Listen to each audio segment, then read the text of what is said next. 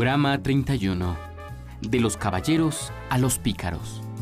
En este programa analizaremos la influencia de los personajes de las novelas medievales en el cine y la literatura contemporánea. La literatura en diferentes épocas se ha caracterizado por representar los valores sociales y culturales a través de personajes estereotipados. Por ejemplo, la ciencia ficción surgió en las sociedades industriales de los siglos XIX y XX, cuando los avances científicos y tecnológicos provocaban la imaginación de escritores y lectores. En estos relatos podemos encontrar científicos audaces, pilotos espaciales, robots y misteriosos extraterrestres. En los relatos policíacos regularmente destacan un hábil detective y un antagonista criminal. Los autores de este género usaban los avances en la ciencia y la criminalística para reflejar los conflictos y problemas de las primeras grandes sociedades urbanas, como Londres y París en el siglo XIX. Y si nos referimos a las novelas de la España medieval, ¿cuál podríamos considerar como el estereotipo de los personajes? Hoy lo averiguaremos.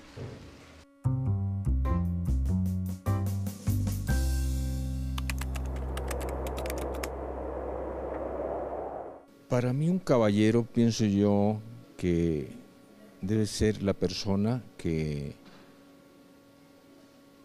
respete en todos sentidos las costumbres del buen vivir y de la educación que debemos tener.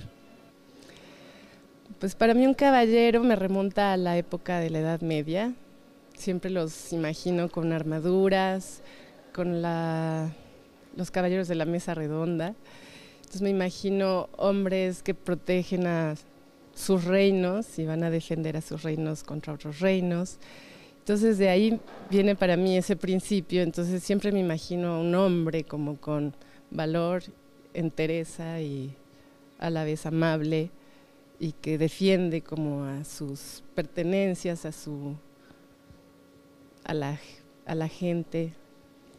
Muy bien. Bueno, me evoca la figura de Don Quijote de la Mancha, los caballeros del rey Arturo, el idealismo, el romanticismo y los ideales bellos y elevados. Un caballero, pues en mi concepto es un hombre cuyo principio fundamental está basado en el honor, por encima de cualquier otro valor, y junto con el honor, pues los más exaltados sentimientos del hombre, como es el amor, la justicia, la lealtad, ¿no? Pues para caballero me remite a la Edad Media, a la escritura, a los escritos de la Edad Media, donde salían con sus lanzas y sus, todo su aparejo para salvar a las doncellas. Y hoy en día caballero es un hombre que tiene una ética y una moral, que se comporta debidamente tanto con las mujeres como con otros hombres, que tiene, como dicen, un caballero nunca dice con qué damas ha estado.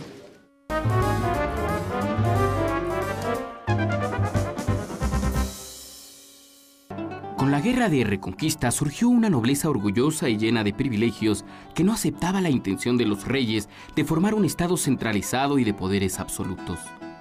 Este grupo social solo encontraba honorables la guerra, los torneos, la cacería y, ocasionalmente, la lectura. La nobleza estaba exenta de pagar impuestos. Por esa causa, quienes tenían el estatus de nobles o hidalgos lo defendían celosamente. Las leyes de caballería surgieron durante la Edad Media como una serie de reglas y valores para la nobleza.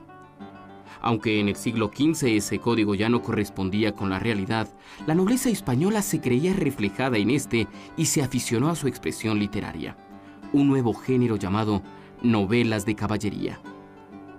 A diferencia de los cantares de gesta y de los romances, que se basaban en hechos y personajes históricos, las novelas de caballería tenían muchos elementos fantásticos. Viajes a lugares imaginarios, hechiceros, gigantes y dragones. Amadís de Gaula fue la novela caballeresca más popular en España y otros países europeos. Su versión más conocida se debe a García Rodríguez de Montalvo y data de 1508. Para sus lectores, Amadís de Gaula era el equivalente a los superhéroes del cine y la historieta de nuestros días. Los valores e ideales de los personajes de las novelas caballerescas cada vez eran más ajenos al contexto real, lo que llegó a provocar el rechazo de muchos autores y lectores. Lazarillo de Tormes fue un éxito porque su autor se atrevió a retratar a los hidalgos empobrecidos y orgullosos, los mendigos y vagabundos, los estafadores y las autoridades corruptas. Pronto, otros escritores comenzaron a relatar lo que veían a su alrededor. Así surgió la novela picaresca y satírica que mostró la realidad social de la España a principios del siglo XVI, dividida entre los atrasos medievales y el humanismo del Renacimiento.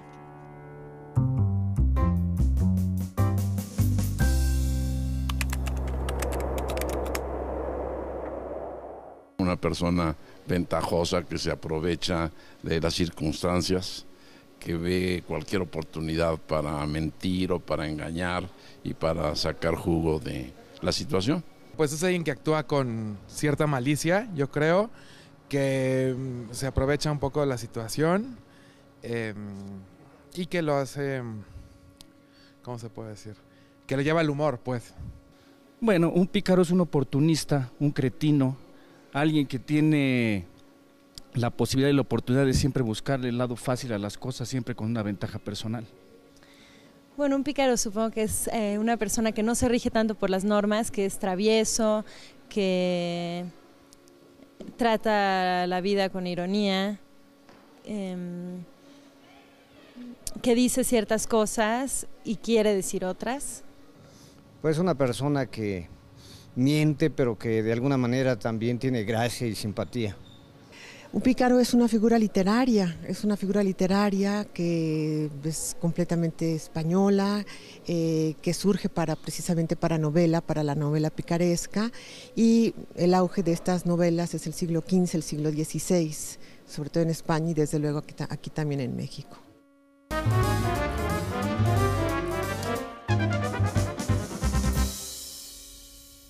Lazarillo de Tormes y otras novelas picarescas abrieron un nuevo camino a la literatura al reflejar la vida cotidiana, los tipos de las clases populares y los problemas reales de la sociedad, como la pobreza y la mendicidad, además de exhibir la hipocresía, la corrupción y el honor malentendido. Las novelas se convirtieron en algo más que entretenimiento, pues los autores comenzaron a hacer críticas y exponer sus ideas por medio de las reflexiones y diálogos ficticios de los personajes.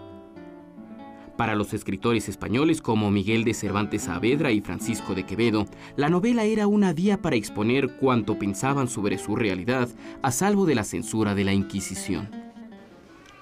La literatura picaresca y satírica propiciaron la creación de personajes que más tarde otras corrientes literarias adoptaron y que siguen vigentes.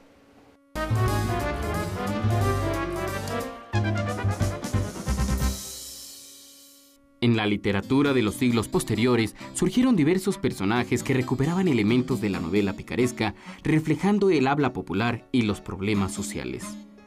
Un ejemplo en México fue El Periquillo Sarmiento, de José Joaquín Fernández de Lizarde, publicado en 1816, que pintaba los conflictos y desigualdades que causó la Guerra de Independencia.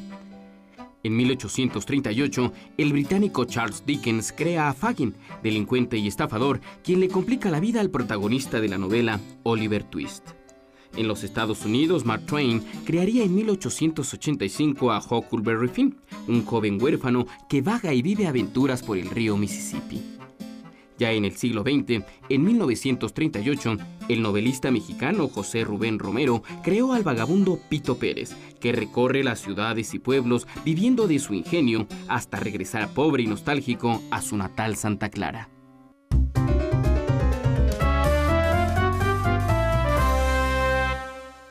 Nos encontramos con Víctor Ugalde.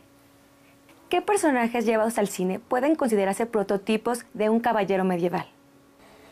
Bueno, de entrada sería Joaquín Pardavé, sería posiblemente Fernando Soler en alguna de las películas, pero más bien sería por el trazo, ¿no? Si tienen una conducta ética, si tienen un pensamiento romántico y si quieren hacer justicia, aunque no tengan los medios. Si reúnen esas tres, podrían considerarse un caballero medieval. Aquí más bien le daríamos un démodé en el siglo XXI, ¿no? Si tú encuentras a alguien ético, que tenga aspiraciones románticas y que quiera hacer justicia, pues creo que por los nuevos valores no los vamos a encontrar, ¿no? O sea, por ejemplo, ahorita la mayoría de los jóvenes están buscando lo que les promueve la televisión, que es éxito, y poder adquisitivo. No necesitan más que eso. Entonces creo que sería un personaje fuera de moda. Pero sin embargo, si lo propones en la pantalla, podría incidir en las conciencias y modificar la conducta de la gente que consuma ese producto cultural. ¿Qué personajes del cine son ejemplos de la novela picaresca?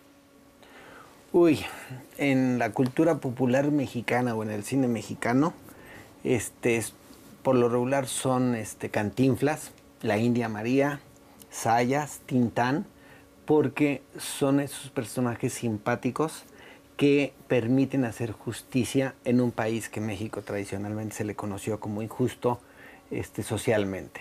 Entonces, esto en el mundo se reproduce en la mayoría de los personajes, ¿no?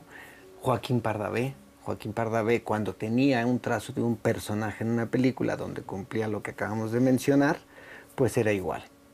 No, más bien tendríamos que hablar nosotros película por película, analizar trayectorias y descubriríamos que es como una aspiración en la cual todos quisiéramos ser simpáticos, todos quisiéramos poder tener la oportunidad de equilibrar lo injusto y bueno, con un poco de picardía, salir ganando siempre, que eso es la aspiración del pícaro.